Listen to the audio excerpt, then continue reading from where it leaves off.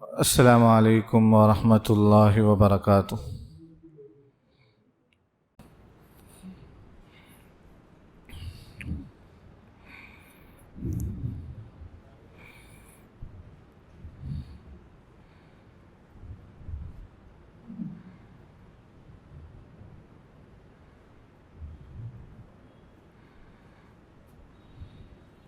السلام عليكم ورحمة الله وبركاته.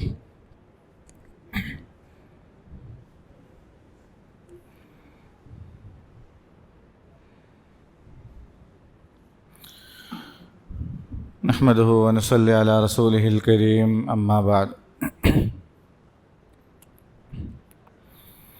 رب اشرح لي صدري ويسر لي أمري واحلل عقدة من لساني يفقه قولي وما توفيقي إلا بالله عليه توكلت وإليه أنيب. فأعوذ بالله من الشيطان الرجيم. بسم الله الرحمن الرحيم. فأما من أوتي كتابه بيمينه فيقول هاؤم اقرءوا كتابيه. صدق الله العظيم.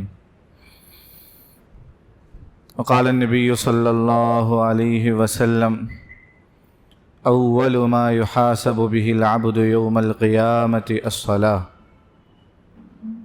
إن صلحت صلح سائر عمله وإن فسدت فسد سائر عمله، أو كما قال عليه الصلاة والسلام. اللهم صل على سيدنا محمد وعلى آل سيدنا محمد. اللهم صل على سيدنا محمد وعلى آل سيدنا محمد. اللهم صل على سيدنا محمد وعلى آل سيدنا محمد وبارك وسلم عليه.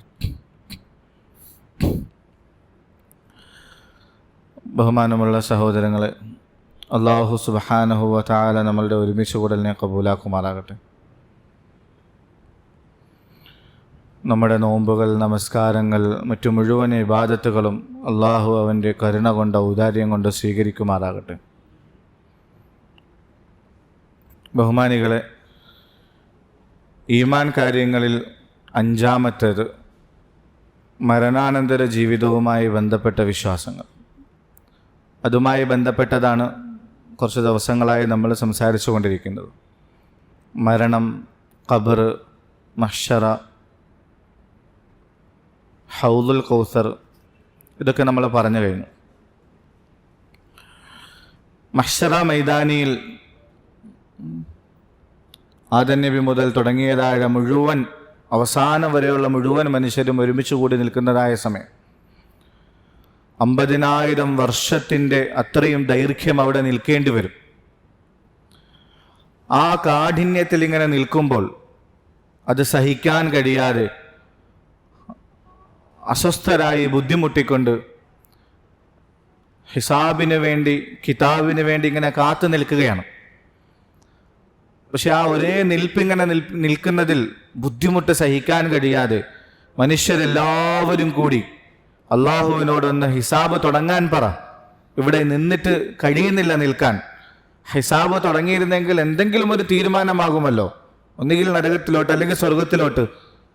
ആ ഹിസാബ് തുടങ്ങുന്നത് വരെ എന്നിങ്ങനെ നിൽക്കുന്നത് സഹിക്കാൻ കഴിയാതെ അള്ളാഹു ഒന്ന് ഹിസാബ് തുടങ്ങിയിരുന്നെങ്കിൽ എന്നാഗ്രഹിച്ചുകൊണ്ട് അള്ളാഹുവിനോട് ശുപാർശ ചെയ്യാൻ വേണ്ടി മനുഷ്യരെല്ലാവരും കൂടി ഓരോ പ്രവാചകന്മാരുടെ അടുക്കലേക്ക് പോകും. എന്തിനാണ്? ആ മഹ്ശറയിൽ ഇങ്ങനെ നിന്നിട്ട് ആ നിൽപ്പ് അത്രയും അസഹനീയമായതാണ്, അത്രയും സഹിക്കാൻ കഴിയാത്തതാണ്. അപ്പൊ ഈ നിന്ന് വയ്യ, ഒന്ന് ഹിസാബെങ്കിലും തുടങ്ങട്ടെ എന്ന് പറഞ്ഞുകൊണ്ട് അള്ളാഹുവിനോട് ശുപാർശ ചെയ്യാൻ ഓരോ പ്രവാചകന്മാരുടെ അടുക്കലേക്ക് പോകും. ആദം നബിയുടെ അടുക്കലേക്ക് പോകും, അള്ളാഹുവിനോടൊന്ന് ഹിസാബ് തുടങ്ങാൻ പറ. നൂഹ് നബിയുടെ അടുക്കലേക്ക് പോയി പറയും, അള്ളാഹുവിനോടൊന്ന് ഹിസാബ് തുടങ്ങാൻ പറ. ഓരോ പ്രവാചകന്മാരുടെ അടുക്കലേക്കും പോകും. എല്ലാ പ്രവാചകന്മാരും ഒഴിവാകും, ഞങ്ങൾക്കതിന് കഴിയില്ല എന്ന് പറഞ്ഞ് എല്ലാവരും ഒഴിവാക്കി വിടും. മൂസാ നബിയുടെ അടുക്കൽ പോകും, ഈസാ നബിയുടെ അടുക്കൽ പോകും, ഇബ്രാഹിം നബിയുടെ അടുക്കൽ പോകും. അങ്ങനെ ഓരോരുത്തരുടെ അടുക്കലേക്കും പോകും. എല്ലാവരും സ്വന്തം വിഷയത്തിൽ പേടിയിലായിരിക്കും. എന്നോട് അള്ളാഹു ഇന്ന് ഏത് പെരുമാറ്റമാണ് സ്വീകരിക്കുന്നത്, അള്ളാഹു എന്നോട് ഇന്ന് എന്ത് പെരുമാറ്റം എടുക്കും, എന്നോട് എന്തായിരിക്കും എൻ്റെ വിഷയത്തിലുള്ള തീരുമാനം എന്ന കാര്യത്തിൽ എന്ന പേരിൽ എല്ലാ പ്രവാചകന്മാരും പേടിയിലായിരിക്കും. അതുകൊണ്ട് തന്നെ ശുപാർശയ്ക്ക് വേണ്ടി ആരും തയ്യാറാകൂല. അവസാനം ഈസാ നബിയുടെ അടുക്കലേക്ക് പോകും. ഈസാ നബി പറയും, ഈ യോഗ്യത അള്ളാഹുവിനോട് ഹിസാബ് തുടങ്ങാൻ വേണ്ടി പറയാനുള്ള ആ ശുപാർശയ്ക്കുള്ള യോഗ്യത ഇന്നൊരാൾക്ക് മാത്രമേ ഉള്ളൂ. അത് ഖാതമുൻ നബിയീൻ മുഹമ്മദുർ റസൂലുള്ളാഹി സ്വല്ലല്ലാഹു അലൈഹി വസല്ലമ തങ്ങളാണ്. തങ്ങൾ ഇന്ന് ഇവിടെ എത്തിയിട്ടുണ്ട്. നിങ്ങൾ പോയി തങ്ങളോട് പറ, റസൂലുള്ളാഹി സ്വല്ലല്ലാഹു അലൈഹി വസല്ലമ തങ്ങളോട് പോയി പറ, തങ്ങൾ അള്ളാഹുവിനോട് ശുപാർശ ചെയ്യും. അങ്ങനെ മുഴുവൻ മനുഷ്യരും ആദം നബിയുടെ കാലം മുതൽ അവസാനം വരെയുള്ള മുഴുവൻ മനുഷ്യ പരമ്പരകളും റസൂലുള്ളാഹി സ്വല്ലല്ലാഹു അലൈഹി വസല്ലമ തങ്ങളുടെ അടുക്കലേക്ക് ഓടും. തങ്ങളുടെ അടുക്കൽ ചെന്നിട്ട് തങ്ങളോട് പറയും, യാ റസൂൽ, യാ മുഹമ്മദുൻ റസൂലുള്ളാഹ്, അൻത ഖാതിമുൽ അംബിയാ, അൻത റസൂലുള്ളാഹി വ ഖാതമുൻ നബിയീൻ, ഗഫറല്ലാഹു ലക മാ തഖദ്ദമ മിൻ ദംബിക വ മാ തഅഖർ, ഇശ്ഫഅ ലനാ ഇലാ റബ്ബിനാ. അല്ലയോ അല്ലാഹുവിന്റെ റസൂലേ, അല്ലയോ അന്ത്യപ്രവാചകരെ, അങ്ങേക്ക് മുൻ പിൻ പാപങ്ങളെല്ലാം അള്ളാഹു പുറത്തു തന്നുവല്ലോ. അങ്ങേക്ക് ഇന്ന് ഈ സമയത്ത് ഒന്നിനെ കുറിച്ചും പേടിക്കേണ്ട ആവശ്യമില്ലല്ലോ. നമ്മളുടെ വിഷയത്തിൽ അള്ളാഹുവിനോടൊന്ന് ശുപാർശ ചെയ്യണേ, ഒന്ന് ഹിസാബ് തുടങ്ങാൻ പറ. ഞങ്ങളുടെ അവസ്ഥ താങ്കൾ കാണുന്നില്ലേ? ഞങ്ങളുടെ അവസ്ഥ താങ്കൾ കാണുന്നുണ്ടല്ലോ. വല്ലാത്ത ബുദ്ധിമുട്ടിലും കഷ്ടപ്പാടിലും ഞങ്ങൾ ഇവിടെ നിൽക്കുകയാണ്. ഒന്ന് അള്ളാഹുവിനോട് ശുപാർശ ചെയ്യാൻ പറ. റസൂലുള്ളാഹി സ്വല്ലല്ലാഹു അലൈഹി വസല്ലമ തങ്ങൾ അത് ഏറ്റെടുത്തുകൊണ്ട് അള്ളാഹുവിന്റെ അർശിന്റെ മുമ്പിൽ പോയി, അർശിന്റെ താഴെ പോയി സുജൂദിലായി വീഴും. എന്നിട്ട് ആ സമയത്ത് അള്ളാഹു മനസ്സിൽ ഓർമ്മിപ്പിച്ചു കൊടുക്കുന്നതായ ചില പ്രത്യേക വാക്കുകൾ ഉപയോഗിച്ചുകൊണ്ട് അള്ളാഹുവിനെ പുകഴ്ത്തുകയും വാഴ്ത്തുകയും ചെയ്യും. ഒരുപാട് അള്ളാഹുവിനെ ഇങ്ങനെ പുകഴ്ത്തുകയും വാഴ്ത്തുകയും ചെയ്യും. കുറെ നേരം കഴിയുമ്പോൾ അള്ളാഹു സുബ്ഹാനഹു വ തആല പറയും, യാ മുഹമ്മദ് ഇർഫഅ റഅസക സൽ തുഅത വശ്ഫഅ തുശഫഅ. അല്ലയോ പ്രവാചകരെ, അങ്ങ് തലയുയർത്ത് ചോദിക്ക്, ഇന്ന് എന്ത് ചോദിച്ചാലും താങ്കൾക്ക് നൽകും. താങ്കൾ എന്ത് വിഷയത്തിൽ ശുപാർശ ചെയ്താലും ആ ശുപാർശ ഇന്ന് സ്വീകരിക്കപ്പെടും. ചോദിക്ക് തങ്ങളെ. അള്ളാഹുവിന്റെ റസൂലിനോട് അള്ളാഹു പറയും. റസൂലുള്ളാഹി സ്വല്ലല്ലാഹു അലൈഹി വസല്ലമ തങ്ങൾ ഉമ്മത്തിന്റെ വിഷയത്തിൽ ഹിസാബ് തുടങ്ങാൻ വേണ്ടി പറയും. ഈ നിന്ന് അവരാകെ ബുദ്ധിമുട്ടിലാണ്. അള്ളാഹു ഒന്ന് ശുപാർശ ഹിസാബ് തുടങ്ങ് എന്ന് അള്ളാഹുവിനോട് പറയും. അങ്ങനെ അള്ളാഹു റസൂലുള്ളാഹി സ്വല്ലല്ലാഹു അലൈഹി വസല്ലമ തങ്ങളുടെ ശുപാർശ സ്വീകരിച്ചുകൊണ്ട് ആ നൃത്തം അവസാനിപ്പിച്ചിട്ട് ഹിസാബ് തുടങ്ങും, വിചാരണ തുടങ്ങും. ഇതിനെയാണ് ഷഫാഅത്തെ കുബ്ര, ഏറ്റവും വലിയ ശുപാർശ എന്ന് കിതാബുകളിൽ പറയപ്പെടുന്നത്. രണ്ട് പ്രധാനപ്പെട്ട ശുപാർശകളാണ് റസൂലുള്ളാഹി സ്വല്ലല്ലാഹു അലൈഹി വസല്ലമ തങ്ങൾ ആഖിറത്തിൽ നടത്തുന്നത്. അതൊന്നാമത്തത് ഈ ശുപാർശയാണ്, മുഴുവൻ മനുഷ്യരുടെയും വിഷയത്തിൽ ഹിസാബ് തുടങ്ങാൻ വേണ്ടി അള്ളാഹുവിനോട് ചെയ്യുന്നതായ ശുപാർശ. അങ്ങനെ ആ നൃത്തം അവസാനിപ്പിച്ചിട്ട് അടുത്ത പടികളിലേക്ക് കടക്കും കാര്യങ്ങൾ. ആദ്യമായി അവിടെ നടക്കാൻ പോകുന്നത് കിതാബ് നൽകപ്പെടലാണ്. ഓരോരുത്തരുടെയും നന്മ തിന്മകൾ എഴുതിയതായ ഏടുകൾ, കിതാബുകൾ അവരുടെ കൈകളിലേക്ക് നൽകപ്പെടും. ഹദീസിലൂടെ വരുന്നുണ്ട്, മുഴുവൻ മനുഷ്യരുടെയും നന്മ തിന്മകൾ എഴുതിയതായ കിതാബുകൾ അർശിന്റെ ചുവട്ടിൽ ഇങ്ങനെ ഒരുമിച്ച് കൂട്ടി വെച്ചിരിക്കും. ഒരു കാറ്റിങ്ങനെ വന്നടിക്കും. ആ കാറ്റിലേക്ക് ഈ ഗ്രന്ഥങ്ങളെല്ലാം, ഈ ഏടുകളെല്ലാം ഇങ്ങനെ പറന്ന് ചെന്ന് ഓരോ മനുഷ്യരുടെയും കൈകളിലേക്ക് എത്തും. അതും മറ്റൊരു അപകടകരമായ അവസ്ഥയാണ്. സത്യവിശ്വാസികളാണോ, സൽക്കർമ്മികളായ മനുഷ്യരാണോ, വിജയികളായ മനുഷ്യരാണോ, അവരുടെ വലത് കൈകളിലേക്ക് കിതാബുകൾ വന്നിരിക്കും. മോശമായ മനുഷ്യരാണെങ്കിൽ, പരാജിതരായ മനുഷ്യരാണെങ്കിൽ അവരുടെ ഇടത് കൈകളിലൂടെ ആയിരിക്കും കിതാബ് നൽകപ്പെടുന്നത്. അത് തന്നെ അവരുടെ നിന്ദയ്ക്ക് ഏറ്റവും വലിയ തുടക്കമാണ്. വലത് കൈകളിലേക്ക് കിതാബ് നൽകപ്പെട്ടു കഴിഞ്ഞാൽ അത് തന്നെ അവരുടെ വിജയത്തിന്റെ തുടക്കമാണ്. ഈ രണ്ട് ചിത്രവും പരിശുദ്ധമായ ഖുർആനിൽ കൃത്യമായി അല്ലാഹു സുബ്ഹാനഹു വ തആല പറയുന്നുണ്ട്. ഫഅമ്മാ മൻ ഊതിയ കിതാബഹു ബിയമീനി, ആരുടെ വലത് കരങ്ങളിലാണ് അവരുടെ കിതാബ് നൽകപ്പെടുന്നത്, ഫൗലായിക ഫയഖൂലു ഹാഉം ഖറഊ കിതാബിയ, ഇങ്ങനെ സന്തോഷം കൊണ്ട് ഇങ്ങനെ തുള്ളിച്ചാടും. ഹാഉം ഖറഊ കിതാബിയ, ഇതാ എന്റെ കിതാബ് നോക്ക്, എന്റെ കിതാബ് നോക്ക് എന്ന് പറഞ്ഞ് അവരിങ്ങനെ ഓടി നടക്കും ആളുകളുടെ അടുക്കൽ. എന്റെ കിതാബ് നോക്ക് എന്ന് പറഞ്ഞ് കാണിച്ചു കൊടുക്കും. അതിനകത്ത് ഒരുപാട് നന്മകൾ എഴുതിയിരിക്കുന്നു, ഒരുപാട് അനുഗ്രഹങ്ങൾ, ഒരുപാട് സൽക്കർമ്മങ്ങൾ എഴുതിയിരിക്കുന്നു. അത് മറ്റുള്ളവരെ കാണിക്കാനുള്ള ആവേശത്തിൽ, ആഗ്രഹത്തിൽ ഇങ്ങനെ ഓടി നടക്കും മഹ്ശറയിൽ. ഇഖ്റഊ കിതാബിയ, ഇഖ്റഊ കിതാബിയ, നോക്ക് നോക്ക് എന്റെ കിതാബ് നിങ്ങളൊന്ന് വായിച്ചു നോക്ക്, എത്ര അമലുകളാണ് അതിനകത്ത് എഴുതിയിരിക്കുന്നത്. അല്ലാഹു അക്ബർ, എന്തൊരു സന്തോഷമായിരിക്കും, എന്തൊരു സന്തോഷമായിരിക്കും ആ മനുഷ്യന്. അള്ളാഹു അത്തരത്തിലുള്ളവരുടെ കൂട്ടത്തിൽ നമ്മളെയും ഉൾപ്പെടുത്തുമാറാകട്ടെ. ഇന്നി ളനന്തു അന്നി മുലാഖിൻ ഹിസാബിയ, എനിക്ക് തീർച്ചയായിരുന്നു ഇങ്ങനെ ഒരു ദിവസം വരാനുണ്ട്, ഈ ഒരു ദിവസത്തെ കണ്ടുമുട്ടേണ്ടി വരും, അനുഭവിക്കേണ്ടി വരും എന്നത് എനിക്ക് ഉറപ്പായിരുന്നു. അതനുസരിച്ച് തന്നെയാണ് ഞാൻ ദുനിയാവിൽ ജീവിച്ചത്. فهو في عيشة راضية في جنة عالية قطوفها دانية كلوا واشربوا هنيئا بما أسلفتم في الأيام الخالية. അങ്ങനെ അവന്റെ വിഷയത്തിൽ തീരുമാനമായി അവനെ സ്വർഗത്തിലേക്ക് അയക്കപ്പെടും.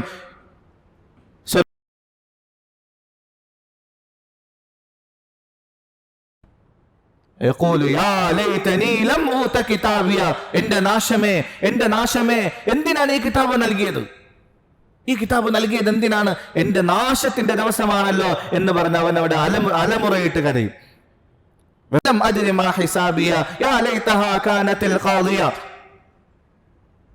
എനിക്ക് ഈ കിതാബ് നൽകാതിരുന്നെങ്കിൽ എത്ര നന്നായിരുന്നു. എനിക്കറിയില്ല ഹിസാബ് എന്താണെന്നും കിതാബ് എന്താണെന്നൊന്നും എനിക്കറിയില്ലല്ലോ എന്ന് പറഞ്ഞ് അവിടെ കിടന്ന് ബഹളം വെക്കും. മരണം അതോടുകൂടി എല്ലാം അങ്ങ് തീർന്നിരുന്നെങ്കിൽ നന്നായിരുന്നല്ലോ. ഇങ്ങനെ ഒരു മഹ്ശറ എന്തിനാണ്, ഇങ്ങനെ ഒരു ഹിസാബ് എന്തിനാണ്, കിതാബ് എന്തിനാണ്, എല്ലാം അങ്ങ് അവസാനിച്ചിരുന്നെങ്കിൽ നന്നായിരുന്നല്ലോ എന്ന് പറഞ്ഞ് അവിടെ കിടന്ന് ബഹളം വെക്കും. എന്റെ സമ്പത്ത്, എനിക്ക് ഒരുപാട് സമ്പത്തുണ്ടായിരുന്നു, ഒരു പൈസ പോലും ഇവിടെ ഉപകാരപ്പെടുന്നില്ലല്ലോ. എനിക്ക് അധികാരമുണ്ടായിരുന്നു, എന്റെ അധികാരമെല്ലാം നഷ്ടപ്പെട്ടു പോയല്ലോ, ഒന്നും എനിക്ക് ഇവിടെ ഉപകാരപ്പെടുന്നില്ലല്ലോ. നമ്മൾ ഒരുമിച്ച് കൂട്ടുന്നതായ സമ്പത്ത്, നമ്മൾ നേടിയെടുത്തതായ അധികാരങ്ങൾ, ബഹുമാനികൾ, അതെല്ലാം ഇവിടത്തേക്ക് മാത്രം. അതിനെ നല്ല രീതിയിൽ ഉപയോഗിച്ചു കഴിഞ്ഞാൽ നാളെ അത് ഉപകാരപ്പെടും. അതിനെ തെറ്റായ രീതിയിലാണ് ഉപയോഗിക്കുന്നതെങ്കിൽ, നമ്മളുടെ സുഖത്തിന് വേണ്ടി, ദുനിയാവിന്റെ സുഖത്തിന് വേണ്ടിയാണ് ഉപയോഗിക്കുന്നതെങ്കിൽ, നാളെ അതൊന്നും നമ്മുടെ കൂട്ടത്തിലുണ്ടാവൂല. എന്റെ സമ്പത്തൊന്നും എനിക്ക് ഉപകാരം ചെയ്തില്ല. ഹലക അന്നി സുൽത്താനിയ, എന്റെ അധികാരങ്ങളെല്ലാം നശിച്ചുപോയി. മലക്കുകളോട് പറയപ്പെടും, അവനെ പിടിക്ക്, അവനെ പിടികൂട്, അവനെ ചങ്ങലയിൽ ബന്ധിക്ക്, നരകത്തിലേക്ക് എടുത്തെറിയെന്ന് അവനോട് പറയപ്പെടും, മലക്കുകളോട് പറയപ്പെടും. അള്ളാഹു അത്തരത്തിലുള്ള അവസ്ഥയിൽ നിന്ന് നമ്മളെയൊക്കെ കാക്കുമാറാകട്ടെ. അങ്ങനെ കിതാബ് നൽകപ്പെട്ട് കഴിഞ്ഞാൽ പിന്നീട് വിചാരണ തുടങ്ങും. ഓരോരുത്തരുടെയും മുഴുവൻ അമലുകളെ കുറിച്ചും അവിടെ വിചാരണ ചെയ്യപ്പെടും. പലതരത്തിലുള്ള കോടതികളാണ് മഹ്ശറിൽ ഉണ്ടാവുന്നത്. ഓരോ വിഷയവുമായി ബന്ധപ്പെട്ട് പ്രത്യേകം കോടതികൾ ഉണ്ടാവും. അള്ളാഹുവുമായും ഇടപാടുകളുമായി ബന്ധപ്പെട്ട, മനുഷ്യരുമായി ബന്ധപ്പെട്ട ഇടപാടുകൾ, ഹുഖൂഖുൽ ഇബാദ്, അതുമായി ബന്ധപ്പെട്ട ഒരു കോടതി ഉണ്ടാവും. ആദ്യമായിട്ട് ആ കോടതിയിൽ വിചാരണ ചെയ്യപ്പെടുന്നത് കൊലപാതകത്തെക്കുറിച്ചായിരിക്കും. അനർഹമായിട്ട് ആരെങ്കിലും കൊല ചെയ്തിട്ടുണ്ടെങ്കിൽ ആദ്യമായി മഹ്ശറയിൽ വിചാരണ ചെയ്യപ്പെടുന്നത് കൊലപാതകത്തെക്കുറിച്ചായിരിക്കും. കൊല്ലപ്പെട്ടതായ മനുഷ്യൻ, കൊന്ന മനുഷ്യനെ കാലിൽ വലിച്ചഴച്ചുകൊണ്ട് അള്ളാഹുവിന്റെ അർശിന്റെ മുമ്പിൽ കൊണ്ടിടും. അള്ളാഹുവേ, നീ ഇവനോട് ചോദിക്ക്, ഇവൻ എന്തിനാണ് എന്നെ കൊന്നതെന്ന് ഇവനോട് ചോദിക്ക റബ്ബേ. ഇവൻ എന്നെ ഭൂമിയിൽ വെച്ച് കൊല ചെയ്ത് കളഞ്ഞു, ഇന്ന് നീ ഇവനോട് ചോദിക്ക്. ആഖിറത്തിൽ ആദ്യമായി ചോദ്യം ചെയ്യപ്പെടുന്നത് കൊലപാതകത്തെക്കുറിച്ചാണ്. ആരെങ്കിലും കൊല ചെയ്യുന്ന വിഷയത്തിൽ ഒരു വാക്ക് കൊണ്ടെങ്കിലും സഹായിച്ചിട്ടുണ്ടെങ്കിൽ അവരെ മുഴുവനും അവിടെ നിന്ന് ഒരുമിച്ച് കൂട്ടും. എല്ലാവരുടെയും നെറ്റിയിൽ ഇങ്ങനെ എഴുതി വെച്ചിട്ടുണ്ടായിരിക്കും, ഇവൻ അള്ളാഹുവിന്റെ റഹ്മത്തിൽ നിന്നും ദൂരെയാക്കപ്പെട്ടവനാണ്. ഒരു വാക്ക് കൊണ്ടെങ്കിലും ആരെങ്കിലും കൊലപാതകത്തിൽ നിന്ന് സഹായിച്ചിട്ടുണ്ടെങ്കിൽ അവരൊക്കെ നാളെ അവിടെ ഒരുമിച്ച് കൂട്ടും. ഇവൻ അള്ളാഹുവിന്റെ അനുഗ്രഹത്തിൽ നിന്ന് ദൂരമാക്കപ്പെട്ടവനാണെന്ന് അവന്റെ നെറ്റിയിൽ എഴുതി വെച്ചിരിക്കും. മറുഭാഗത്ത് ഇബാദത്തുകളുമായി, അള്ളാഹുവുമായി ബന്ധപ്പെട്ട കടമകൾ, ഹുഖൂഖുല്ലാഹ്, അതിൽ ആദ്യമായി ചോദ്യം ചെയ്യപ്പെടുന്നത്, ബഹുമാനികളെ, ആദ്യമായി മഹ്ശറയിൽ ചോദ്യം ചെയ്യപ്പെടുന്നത് നമസ്കാരത്തെ കുറിച്ചായിരിക്കും. ഇൻ സലഹത് സലഹ സായിറു അമലി വ ഇൻ ഫസദത് ഫസദ സായിറു അമലി. അവന്റെ നമസ്കാരം അത് കൃത്യമായാൽ ബാക്കി മുഴുവൻ അമലുകളുടെ വിഷയത്തിൽ നല്ല തീരുമാനമുണ്ടാകും. അവന്റെ നമസ്കാരം കൃത്യമല്ലയോ, ബാക്കി മുഴുവൻ അമലുകളുടെ വിഷയത്തിലും തീരുമാനം മോശമായിരിക്കും. ആദ്യമായി ചോദ്യം ചെയ്യപ്പെടുന്നത് നമസ്കാരത്തെ കുറിച്ചാണ്. എത്ര ഗൗരവമുള്ളതായിരിക്കും നമസ്കാരം. നമ്മൾ മുമ്പ് ദിവസം പറഞ്ഞു, റസൂലുള്ളാഹി സ്വല്ലല്ലാഹു അലൈഹി വസല്ലം തങ്ങൾ വഫാത്തിന് മുമ്പ് അവസാനമായിട്ട് തങ്ങൾ പറഞ്ഞത് അയ്മാനുക്കും, നമസ്കാരത്തിന്റെ വിഷയത്തിൽ നിങ്ങൾ സൂക്ഷ്മത കാണിക്കണേ, ഗൗരവം കാണിക്കണേ,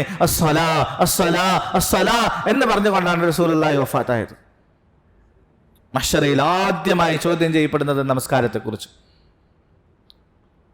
എത്ര ഗൗരവമുള്ളതാണ് ബഹുമാനികളെ. നമ്മൾ തീരുമാനമെടുക്കണം. എന്ത് വന്നാലും ശരി നമസ്കാരത്തെ ഒഴിവാക്കുന്ന പ്രശ്നമേ ഇല്ല എന്നുള്ള തീരുമാനമെടുക്കണം. ബുദ്ധിയുള്ള കാലത്തോളം, ജീവനുള്ള കാലത്തോളം നമസ്കരിക്കൽ ഒരു മനുഷ്യന് നിർബന്ധമായ കാര്യമാണ്. അത് അവൻ ചലനമറ്റ് കിടക്കയിൽ കിടക്കുന്ന സമയത്താണെങ്കിൽ പോലും നമസ്കാരത്തെ ഒഴിവാക്കാൻ അവകാശമില്ല, അനുവാദമില്ല. നമ്മൾ ഇന്ന് കല്യാണങ്ങളുടെ പേരിൽ നമസ്കാരത്തെ മുടക്കുന്നു, യാത്രയുടെ പേരിൽ നമസ്കാരത്തെ മുടക്കുന്നു, ജോലിയുടെ തിരക്കുകളുടെ പേരിൽ നമസ്കാരങ്ങളെ മുടക്കുന്നു. എത്ര വലിയ പാപമാണ്. ഒരു കാരണവശാലും ഇങ്ങനെയുള്ള ഒരു കാരണത്തിന്റെ പേരിൽ നമസ്കാരത്തെ മുടക്കാൻ അനുവാദമില്ല. അത്ര ഗൗരവമുള്ളതാണ് നമസ്കാരം. അല്ലാഹു സുബ്ഹാനഹു വ തആല മനസ്സിലാക്കാനുള്ള തൗഫീഖ് നൽകുമാറാകട്ടെ. മഹ്ശറയിൽ നമ്മൾ കാണേണ്ടതായ മറ്റൊരു ഗുരുതരമായ അപകടകരമായ ഒരു ചിത്രമുണ്ട്. ആർക്കെങ്കിലും നമ്മൾ എന്തെങ്കിലുമൊക്കെ ബാധ്യതകൾ ബാക്കിയാക്കിയിട്ടുണ്ടെങ്കിൽ, അതൊരു രൂപയാണെങ്കിൽ ശരി, ബാക്കിയാക്കിയിട്ടുണ്ടെങ്കിൽ അത് മുഴുവനും തിരിച്ചു കൊടുക്കാതെ അവന്റെ വിഷയത്തിൽ ഒരു തീരുമാനവും ഉണ്ടാവുകയില്ല. അത് മുഴുവനും അവിടെ അല്ലാഹു സുബ്ഹാനഹു വ തആല തിരിച്ചു കൊടുപ്പിക്കുക തന്നെ ചെയ്യും. അതുകൊണ്ടാണ് പറയുന്നത്, മരിക്കുന്നതിന് മുമ്പായിട്ട് തന്നെ മുഴുവൻ ബാധ്യതകളും പൂർത്തിയാക്കണം. റസൂലുള്ളാഹി സ്വല്ലല്ലാഹു അലൈഹി വസല്ലം തങ്ങളുടെ സംഭവത്തിൽ നമ്മൾ പറഞ്ഞു, തങ്ങൾ അവസാനം മിമ്പറിൽ കയറി നിന്നിട്ട് പറഞ്ഞത്, ആർക്കെങ്കിലും ഞാൻ എന്തെങ്കിലും ബാധ്യതകൾ ബാക്കിയുണ്ടെങ്കിൽ അത് ആഖിറത്തിലേക്ക് മാറ്റി വെക്കാതെ ഇവിടെ തന്നെ തീർക്കണം കേട്ടോ. അത്ര ഗൗരവമുള്ളതാണ്. പല പ്രാവശ്യം നബി തങ്ങൾ ചോദിച്ചു, സഹാബാക്കൾ ഒന്നും മിണ്ടിയില്ല. വീണ്ടും ളുഹറിന് ശേഷം പിന്നെയും നബി തങ്ങൾ എഴുന്നേറ്റ് നിന്നിട്ട് ചോദിച്ചു, ആർക്കെങ്കിലും എന്തെങ്കിലും ബാധ്യതകൾ ബാക്കിയുണ്ടോ, ഇവിടെ വെച്ച് തീർക്കണം, ആഖിറത്തിലേക്ക് ദയവ് ചെയ്ത് മാറ്റി വെക്കല്ലേ എന്ന്. ആഖിറത്തിന്റെ അവസ്ഥ വേറെയാണ് സഹോദരങ്ങളെ. പിന്നെ ആക്കാം എന്ന് പറഞ്ഞിരുന്നാൽ സമയമുണ്ടാകൂല. ഒടുവിൽ എന്താണ് സംഭവിക്കുന്നത്? അവർ ആഖിറത്തിൽ വന്നിട്ട് മുഴുവൻ അവകാശങ്ങളും ചോദിച്ചു വാങ്ങിക്കും. അല്ലാഹുവേ, ഇവൻ എനിക്ക് ഇത്ര രൂപ തരാനുണ്ടായിരുന്നു, ഇവൻ എന്നെ ഇന്ന രീതിയിൽ ഉപദ്രവിച്ചിട്ടുണ്ടായിരുന്നു, ഇതെല്ലാത്തിനും കണക്ക് പറഞ്ഞ് പകരം ചോദിക്കും. കൊടുക്കേണ്ടി വരും. അവിടെ നമ്മളുടെ നന്മകളെല്ലാം എടുത്തു കൊടുക്കേണ്ടി വരും. അവസാനം നമ്മളുടെ നന്മകളൊക്കെ തീർന്നു പോവുകയാണെങ്കിൽ അതിന് പകരമായി അവരുടെ തിന്മകൾ നമ്മളുടെ തലയിലേക്ക് വെച്ച് തരും. അല്ലാഹു അക്ബർ, എന്തൊരവസ്ഥയാണ്. റസൂലുള്ളാഹി സ്വല്ലല്ലാഹു അലൈഹി വസല്ലം തങ്ങൾ ചോദിച്ചു, ദരിദ്രൻ ആരാണെന്ന് നിങ്ങൾക്കറിയാമോ? മനിൽ മുഫ്ലിസ്, ഏറ്റവും വലിയ ദരിദ്രൻ ആരാണെന്ന് നിങ്ങൾക്കറിയാമോ? സഹാബാക്കൾ പലരും പല അഭിപ്രായങ്ങൾ പറഞ്ഞു. റസൂലുള്ളാഹി സ്വല്ലല്ലാഹു അലൈഹി വസല്ലം തങ്ങൾ പറഞ്ഞു, ഏറ്റവും വലിയ ദരിദ്രൻ ആരാണെന്ന് ഞാൻ പറഞ്ഞു തരാം. ഒരു മനുഷ്യൻ ഖിയാമത്ത് നാളിൽ ഒരുപാട് നന്മകളുമായി വരും. ഒരുപാട് നമസ്കാരങ്ങൾ, നോമ്പുകൾ, സകാത്തുകൾ, സദഖകൾ എല്ലാമായിട്ട് ഇങ്ങനെ വരും. ഒരുപാട് നന്മകളുമായിട്ട് വരും. എന്നാൽ അവൻ ചില ആളുകളെ ഉപദ്രവിച്ചിട്ടുണ്ടാകും, ചില ആളുകളുടെ മനസ്സ് വിഷമിപ്പിച്ചിട്ടുണ്ടാകും, ചിലരുടെ അവകാശങ്ങൾ തട്ടിപ്പറിച്ചിട്ടുണ്ടാകും, ആർക്കെങ്കിലും ഒക്കെ പൈസയോ മറ്റുമൊക്കെ കൊടുക്കാനുണ്ടാകും. ഇതൊക്കെ പൂർത്തിയാക്കാതെ ആയിരിക്കും അവൻ വന്നത്. പക്ഷെ ഇബാദത്തുകൾ ഒരുപാടുണ്ട്. ഉഹുദ് മലയോളം ഇബാദത്തുകളുമായി വരും. എന്നാലോ ഇവന്റെ ഹുക്കൂക്ക് ബാക്കിയുള്ളതായ ആളുകളെല്ലാം അല്ലാഹുവിന്റെ അടുക്കൽ വന്നിട്ട് ഇവനിൽ നിന്ന് പകരം ചോദിക്കും. ഓരോരുത്തരും ചോദിക്കുമ്പോൾ അവർക്ക് പകരമായിട്ട് ഇവന്റെ നന്മകൾ ഇങ്ങനെ എടുത്തു കൊടുത്ത് ആ നന്മകൾ മുഴുവനും തീരും. എന്നിട്ടും ആളുകൾ ബാക്കിയാകും. വാങ്ങിക്കാനുള്ള ആളുകൾ അപ്പോഴും ബാക്കിയായിരിക്കും. ഒടുവിൽ എന്ത് ചെയ്യും? കൊടുക്കാനൊന്നുമില്ല. അപ്പോൾ അതിന് പകരമായിട്ട് അവരുടെ തിന്മകളെല്ലാം കൂടി ഇവനക്ക് കൊടുക്കും. അങ്ങനെ ഓരോരുത്തരിൽ നിന്ന് കൊടുത്ത് തിന്മകളുടെ ഒരു കൂമ്പാരവുമായിട്ട് നരകത്തിലേക്ക് പോകേണ്ടി വരും. അല്ലാഹു അക്ബർ, എന്തൊരവസ്ഥയാണിത്! എന്തൊരവസ്ഥയാണ്! ഒരു വലിയ ഒരു കൂമ്പാരം നന്മകളുമായി വന്ന മനുഷ്യനാണ്. പക്ഷേ കടമകൾ, ബാധ്യതകൾ ഒരുപാട് ബാക്കിയാക്കിയിരുന്നു. അതെല്ലാം പോയി, എല്ലാം തീർന്ന് മറ്റുള്ളവരുടെ തിന്മകളും പേറിക്കൊണ്ട് നരകത്തിലേക്ക് പോകേണ്ടി വരുന്ന അവസ്ഥ. ഇതാണ് ഏറ്റവും വലിയ മുഫ്ലിസ് എന്ന്, ഏറ്റവും വലിയ ദരിദ്രൻ, പാപ്പൻ എന്ന് റസൂലുള്ളാഹി സ്വല്ലല്ലാഹു അലൈഹി വസല്ലം തങ്ങൾ പഠിപ്പിച്ചു. ബഹുമാനികളെ, നമ്മളുടെ ജീവിതത്തിലേക്ക് ഒന്ന് തിരിഞ്ഞു നോക്കണം. ആർക്കൊക്കെ ഞാൻ എന്തൊക്കെ ബാധ്യതകൾ ബാക്കിയാക്കിയിട്ടുണ്ട്? ആരെങ്കിലും ഞാൻ കാരണം മനസ്സ് വിഷമിപ്പിച്ചിട്ടുണ്ടോ? ഞാൻ കാരണം ആരുടെയെങ്കിലും മനസ്സ് വിഷമിച്ചിട്ടുണ്ടോ? അവരോട് നമ്മൾ പൊരുത്തം ചോദിക്കുക തന്നെ വേണം. പൊരുത്തം ചോദിക്കാതെയുള്ള മരണമാണ് നമുക്കുണ്ടാകുന്നതെങ്കിൽ നാളത്തെ അവസ്ഥ എങ്ങനെയായിരിക്കും? അല്ലാഹു കാക്കുമാറാകട്ടെ. ബഹുമാനികളെ, ഈ വിഷയം ഹുഖൂഖുൽ ഇബാദ്, അല്ലാഹുവിനോടുള്ള കടമകൾ എന്തെങ്കിലും പൂർത്തിയാക്കുന്നതിൽ വീഴ്ച വരുത്തിയിട്ടുണ്ടെങ്കിൽ അല്ലാഹു അത് പുറത്തു തരും. കാരണം അത് അല്ലാഹുവിന്റെ അവകാശമാണ്. പക്ഷേ സൃഷ്ടികളുമായി ബന്ധപ്പെട്ട എന്തെങ്കിലും ബാധ്യതകൾ ബാക്കിയുണ്ടെങ്കിൽ അല്ലാഹു അത് പുറത്തു തരൂല. അത് അവർ പൊരുത്തപ്പെടാത്തിടത്തോളം അല്ലാഹു ആ വിഷയത്തിൽ തീരുമാനമെടുക്കൂല. ഇതിനോടൊപ്പം ചേർത്തൊരു കാര്യം കൂടെ പറയാം. നമ്മൾ ആരെങ്കിലും ഒരാളെ ഉപദ്രവിച്ചു, പിന്നീട് നമുക്ക് തൗബ തോന്നി, നമ്മൾ അവനോട് പൊരുത്തം ചോദിച്ചു, അവൻ പൊരുത്തപ്പെടാൻ തയ്യാറല്ല, നമ്മൾ വീണ്ടും വീണ്ടും പൊരുത്തം ചോദിച്ചു, നമ്മളുടെ ഭാഗം നമ്മളെ ക്ലിയർ ആക്കിയിട്ടുണ്ടെങ്കിൽ, എതിരാളി നമുക്ക് പൊരുത്ത് തരട്ടെ തരാതിരിക്കട്ടെ, നമ്മളുടെ ഭാഗം ക്ലിയർ ആക്കിയിട്ടുണ്ടെങ്കിൽ, അള്ളാഹുവെ ഞാൻ ചെയ്യാവുന്നതിന്റെ പരമാവധി ചെയ്തു, അവൻ എന്നിട്ടും പൊരുത്തപ്പെട്ട് തരുന്നില്ല, ഈ അവസ്ഥയിലാണ് മരണപ്പെടുന്നതെങ്കിൽ രക്ഷപ്പെടാനുള്ള സാധ്യതയുണ്ട്. അതല്ലാത്ത സാഹചര്യത്തിൽ ഒരിക്കലും നമ്മൾ രക്ഷപ്പെടൂല. ഇങ്ങനെ ഒരു അവസ്ഥയിൽ നമ്മൾ മരണപ്പെട്ടാൽ എന്തായിരിക്കും ആഖിറത്തിലെ അവസ്ഥ എന്നറിയുമോ? ആഖിറത്തിൽ നമ്മൾ വന്ന് നിൽക്കുന്ന സമയത്ത് ഈ നമ്മളുടെ എതിരാളി വരും, എന്നിട്ട് പറയും, അല്ലാഹുവേ ഇവൻ എന്നെ ദുനിയാവിൽ വെച്ച് ഉപദ്രവിച്ചവനാണ്, അതുകൊണ്ട് എനിക്കതിന്റെ പകരം വേണം. അപ്പോൾ പരമാവധി ചോദിച്ചിട്ടുണ്ടായത്, പൊരുത്തം ചോദിച്ചു, എന്ത് വേണമെങ്കിലും ചെയ്യാമെന്ന് പറഞ്ഞു. പക്ഷെ ആള് പൊരുത്തപ്പെട്ടില്ല. പക്ഷെ അത് അവന്റെ അവകാശമാണ്, അള്ളാഹു ആ അവകാശം വകവെച്ചു കൊടുക്കും. ആഖിറത്തിലേക്ക് വരുമ്പോൾ അള്ളാഹു ചോദിക്കും, ദോ അങ്ങോട്ടേക്ക് ഒന്ന് നോക്കെന്ന് പറയും. അപ്പോൾ വലിയൊരു മണിമാളിക കാണും, വലിയൊരു കൊട്ടാരം കാണും. അപ്പോൾ ആ മനുഷ്യൻ അതിന്റെ സൗന്ദര്യവും അതിന്റെ പ്രൗഢിയും ഒക്കെ കണ്ടിട്ട് ചോദിക്കും, അല്ലാഹുവേ ഇതേത് പ്രവാചകനുള്ളതാണെന്ന് ചോദിക്കും. ഇതേത് പ്രവാചകനുള്ളതാണ്? അള്ളാഹു പറയും, അത് പ്രവാചകന്മാർക്കൊന്നും ഉള്ളതല്ല, അത് വിൽക്കാൻ വേണ്ടിയിട്ടിരിക്കാന്ന് പറയും. നമ്മുടെ ഭാഷയിൽ പറയാണ്, അത് വിൽക്കാൻ വേണ്ടിയിട്ടിരിക്കാന്ന് പറയും. അപ്പൊ ചോദിക്കും, അള്ളാഹു അതിന്റെ വില എന്താണ്? എന്ത് വിലയാണ്? അത്ര സൗന്ദര്യമുള്ള ഒരു കൊട്ടാരമാണ്, ഒരു മണിമാളികയാണ്, എനിക്ക് ആഗ്രഹമുണ്ട് അത് വാങ്ങിക്കാൻ, അതിന്റെ വില എന്താണ്? അള്ളാഹു പറയും, ഈ മനുഷ്യന് നീ പുറത്തു കൊടുത്താൽ മതി എന്ന് പറയും. ഈ മനുഷ്യന് നീ പൊരുത്തപ്പെട്ട് കൊടുത്താൽ അതാണ് അതിന്റെ വില എന്ന് പറയും. ആ മനുഷ്യനെ കൊണ്ട് അള്ളാഹു അവന് അത്രയും അനുഗ്രഹങ്ങൾ നൽകി അവനെ കൊണ്ട് പൊരുത്തപ്പെടിപ്പിക്കും. എന്നിട്ട് ഈ രണ്ടുപേരെയും സ്വർഗത്തിലേക്ക് വിടും. ഇത് നമ്മളുടെ ഭാഗം ക്ലിയർ ആക്കിയെങ്കിൽ മാത്രമാണ്. അതല്ലാത്തിടത്തോളം ഒരിക്കലും അള്ളാഹു സുബ്ഹാനഹു വ തആല ഈ വിഷയത്തിൽ കരുണ കാണിക്കൂല. വളരെ ഗൗരവമാണ്. ഹുഖൂഖുൽ ഇബാദിന്റെ വിഷയത്തിലുള്ള കോടതി വളരെ ഗുരുതരമാണ്, അപകടം നിറഞ്ഞതാണ്. ഹുഖൂഖുല്ലാഹിയുടെ കോടതിയിൽ പിന്നെ നമുക്ക് പ്രതീക്ഷയുണ്ട്. അള്ളാഹുവാണ്, കരുണയുള്ളവനാണ്, അള്ളാഹുവിന്റെ ഏറ്റവും വലിയ കാരുണ്യം പ്രകടമാകുന്ന സമയമാണ്. അതുകൊണ്ട് ഒരു പക്ഷേ എന്തെങ്കിലുമൊക്കെ വീഴ്ചകൾ അള്ളാഹുമായി ബന്ധപ്പെട്ട് നമുക്ക് വന്നിട്ടുണ്ടെങ്കിൽ അള്ളാഹു പുറത്തു തരാം, നമുക്ക് പ്രതീക്ഷിക്കാം. പക്ഷെ എന്നാലും മനുഷ്യരുമായി, അടിമകളുമായി ബന്ധപ്പെട്ട ഇടപാടുകളുടെ വിഷയത്തിൽ നമ്മൾ പേടിക്കേണ്ടതുണ്ട്. ഒരാളുടെയും വിഷയത്തിൽ ഒരു തരത്തിലുമുള്ള അക്രമം അവിടെ ഉണ്ടാവുകയില്ല. എല്ലാവരുടെയും അവകാശങ്ങൾ പൂർണ്ണമായിട്ടും അല്ലാഹു സുബ്ഹാനഹു വ തആല തീർത്തു കൊടുക്കും. എത്രത്തോളം മൃഗങ്ങളുടെ വിഷയത്തിൽ പോലും അവിടെ ഹിസാബ് ഉണ്ടാവും. ഒരു കൊമ്പുള്ള ആട് ഒരു കൊമ്പില്ലാത്ത ആടിനെ ദുനിയാവിൽ വെച്ച് കുത്തിയിട്ടുണ്ടെങ്കിൽ ഇവരെ രണ്ടുപേരെയും ദുനിയാവിൽ ആഖിറത്തിൽ അല്ലാഹു സുബ്ഹാനഹു വ തആല കൊണ്ടുവരും. എന്നിട്ട് ആ കൊമ്പില്ലാത്ത ആടിന് കൊമ്പ് കൊടുത്തിട്ട് തിരിച്ചു കുത്താൻ വേണ്ടി പറയും. ആ ഇടപാടും ആ ബാധ്യതയും പൂർത്തിയാക്കിയതിന് ശേഷം മാത്രമേ അവരെ നശിപ്പിക്കുകയുള്ളൂ. പിന്നെ അവർ മണ്ണായി പോവും, ഇല്ലാതായി പോവും. പറഞ്ഞു വന്നത്, മുഴുവൻ സൃഷ്ടികളുടെയും വിഷയത്തിൽ അവിടെ തീരുമാനമുണ്ടാവും. അതുകൊണ്ട് നമ്മൾ നമ്മളുടെ ജീവിതത്തിന്റെ വിഷയത്തിൽ പരിചിന്തനം നടത്തണം. നമ്മുടെ ജീവിതത്തെക്കുറിച്ചൊന്ന് പഠിക്കണം. ഞാൻ ആർക്കെങ്കിലും എന്തെങ്കിലുമൊക്കെ കൊടുക്കാനുണ്ടോ, ബാക്കിയുണ്ടോ? ആ മഹ്ശറയിൽ ഓരോ മനുഷ്യരെയും അള്ളാഹു നമ്മളെയൊക്കെ കാക്കുമാറാകട്ടെ, ഓരോ തിന്മകൾ ചെയ്ത ആളുകളെ ഓരോ രീതിയിലായിരിക്കും അവിടെ ആഖിറത്തിൽ കൊണ്ടുവരുന്നത്. ഓരോ രീതിയിലായിരിക്കും അവരെ അള്ളാഹു സുബ്ഹാനഹു വ തആല ഹിസാബിന് വേണ്ടി കൊണ്ടുവരുന്നത്. ചില തെറ്റുകളുടെ പേരിൽ നരകത്തിലേക്ക് എത്തേണ്ട മഹ്ശറയിൽ തന്നെ അവരുടെ ശിക്ഷകൾ ആരംഭിക്കും. ഒരു മനുഷ്യൻ സമ്പത്ത് സമ്പാദിച്ചു വെച്ചവനാണ്, ആ സമ്പത്തിന്റെ സക്കാത്ത് അവൻ കൊടുത്തു വീടിയിട്ടില്ല എങ്കിൽ ബഹുമാനികളെ, ആ ഹിസാബിന് വേണ്ടി നിൽക്കുന്ന സമയത്ത് തന്നെ അവന്റെ ശിക്ഷകൾ ആരംഭിക്കും. ഫതുഖ്വാ ബിഹാ ജിബാഹുഹും വജുനൂബുഹും വളുഹൂറുഹും ഹാദാ മാ കനസ്തും ലിഅൻഫുസികും ഫദൂഖൂ മാ കുൻതും തക്നിസൂൻ. സമ്പത്തുകൾ അങ്ങനെ സമ്പാദിച്ചു കൂട്ടി സക്കാത്തിന്റെ അർഹനായി, സക്കാത്ത് കൊടുക്കാൻ അവകാശിയായി, പക്ഷെ അവൻ സക്കാത്ത് കൊടുത്തില്ല. ആ സമ്പത്തും കൂടി അവൻ ഉപയോഗിച്ചു കൊണ്ടിരുന്നാൽ നാളെ ഈ സമ്പത്തിനെ മുഴുവനും പഴിപ്പിച്ച് അവന്റെ ശരീരത്തിൽ ചൂട് വെച്ചു കൊടുക്കും. അവന്റെ ശരീരത്തിലൊക്കെ, അവന്റെ നെറ്റിയിലും അവന്റെ മുഖത്തും അവന്റെ പാർശ്വങ്ങളിലും ഒക്കെ ചൂട് വെച്ച് അവനെ ശിക്ഷിച്ചുകൊണ്ടിരിക്കും. ഇത് നരകത്തിലേക്ക് എത്തുന്നതിന് മുമ്പുള്ള ശിക്ഷയാണ്. നീ അനുഭവിച്ചോ, നീ ദുനിയാവിൽ സമ്പത്ത് ഒരുമിച്ച് കൂട്ടി വെച്ചതിന്റെ ഫലമാണിതെന്ന് പറഞ്ഞ് അവനക്ക് ആ ശിക്ഷ അവിടെ കൊടുത്തുകൊണ്ടേയിരിക്കും. ബഹുമാനികളെ, സക്കാത്ത് നിസാരമായ വിഷയമല്ല. സക്കാത്ത് നിസാരമായ വിഷയമല്ല. ആരെങ്കിലും ചോദിച്ചു വരുമ്പോൾ എന്തെങ്കിലും എടുത്തു കൊടുക്കേണ്ടതല്ല സക്കാത്ത്. കൃത്യമായ നമ്മളുടെ സമ്പത്തിനെ അളന്നു മുറിച്ച് അത് സക്കാത്തിന്റെ അളവിലേക്ക് എത്തിയോ ഇല്ലേ എന്ന് പഠിച്ച് അതിന് എത്ര ശതമാനമാണ് സക്കാത്ത് കൊടുക്കേണ്ടതെന്ന് മനസ്സിലാക്കി അത് അർഹരായ ആളുകൾക്ക് എത്തിച്ചു കൊടുക്കുന്നതിനെയാണ് സക്കാത്ത് എന്ന് പറയുന്നത്.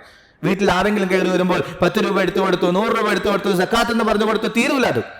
അത് സദഖ മാത്രമാണ്, അതൊരു ഹദിയ മാത്രമാണ്. സക്കാത്ത് എന്ന് പറഞ്ഞാൽ 10.5 പവൻ സ്വർണത്തിന്റെ അളവ്, സ്വർണമോ സമ്പത്തോ ഒരാളുടെ കയ്യിലുണ്ടെങ്കിൽ അതിൽ 40 സക്കാത്ത് കൊടുക്കൽ നിർബന്ധമാണ്. ആ നിർബന്ധമായിട്ടും ആ സക്കാത്തിന്റെ പൈസ അവൻ സ്വന്തമായിട്ട് ഉപയോഗിക്കുകയാണെങ്കിൽ 2 പ്രശ്നങ്ങൾ ഉണ്ടാകും. ഒന്ന്, ആ പൈസ ബാക്കിയുള്ള മുഴുവൻ പൈസയെ നശിപ്പിച്ചു കളയും. ബാക്കിയുള്ള മുഴുവൻ പൈസയും അത് നശിപ്പിച്ചു കളയും. രണ്ടാമത്, ഇത് നാളെ ആഖിറത്തിൽ നമ്മൾ ഇതിന് സമാധാനം പറയേണ്ടി വരും. ദുനിയാവിലും പ്രശ്നമാണ്, ആഖിറത്തിലും പ്രശ്നമാണ്. അതുകൊണ്ട് എന്തെങ്കിലും ആർക്കെങ്കിലും കൊടുത്തിട്ട് സക്കാത്ത് വീടി എന്ന് പറഞ്ഞിരുന്നിട്ട് കാര്യമില്ല. കൃത്യമായ അളവ് കൊടുക്കണം, അത് അർഹരായ ആളുകൾക്ക് തന്നെ കൊടുക്കണം. അത്ര ഗൗരവമുള്ളതാണ്. സക്കാത്ത് വേറെയാണ്, സദക്ക വേറെയാണ്. അത് കൊടുത്തില്ല എങ്കിൽ ഉള്ള സമ്പത്തിനെയും കൂടെ അത് നശിപ്പിച്ചു കളയും. ആഖിറത്തിൽ ഇതുപോലെ നമ്മൾ ശിക്ഷ അനുഭവിക്കേണ്ടി വരും. അല്ലാഹു മനസ്സിലാക്കാനുള്ള തൗഫീഖ് നൽകുമാറാകട്ടെ. ആരെങ്കിലും ആരുടെയെങ്കിലും ഭൂമി അപഹരിച്ചിട്ടുണ്ടെങ്കിൽ, ഒരു തരി ഭൂമിയാണെങ്കിലും ശരി, അതിന്റെ പേരിൽ ആഖിറത്തിൽ ശിക്ഷ അനുഭവിക്കേണ്ടി വരും. ആഖിറത്തിലല്ല, മഹ്ശറിൽ ശിക്ഷ അനുഭവിക്കേണ്ടി വരും. അല്ലാഹു സുബ്ഹാനഹു വ തആല റസൂലുള്ളാഹി സ്വല്ലല്ലാഹു അലൈഹി വസല്ലം തങ്ങൾ പറയുന്നുണ്ട്, ഒരു ചാൻ ഭൂമി അല്ലെങ്കിൽ ഒരു മുഴം ഭൂമി ഒരല്പമാണെങ്കിലും ശരി, ആരെങ്കിലും ആരിൽ നിന്നെങ്കിലും അപഹരിച്ചെടുത്തിട്ടുണ്ടെങ്കിൽ അത് മുതൽ അങ്ങോട്ട് 7 ഭൂമി വരെ, 7ാമത്തെ ഭൂമി വരെയും മൊത്തം എടുത്ത് ഒരു വളയമാക്കി അവന്റെ കഴുത്തിലൂടെ ഇട്ട് കൊടുക്കും. അതും താങ്ങി പിടിച്ചുകൊണ്ടായിരിക്കണം അവൻ മഹ്ശറിൽ നിൽക്കേണ്ടത്. അല്ലാഹു അക്ബർ.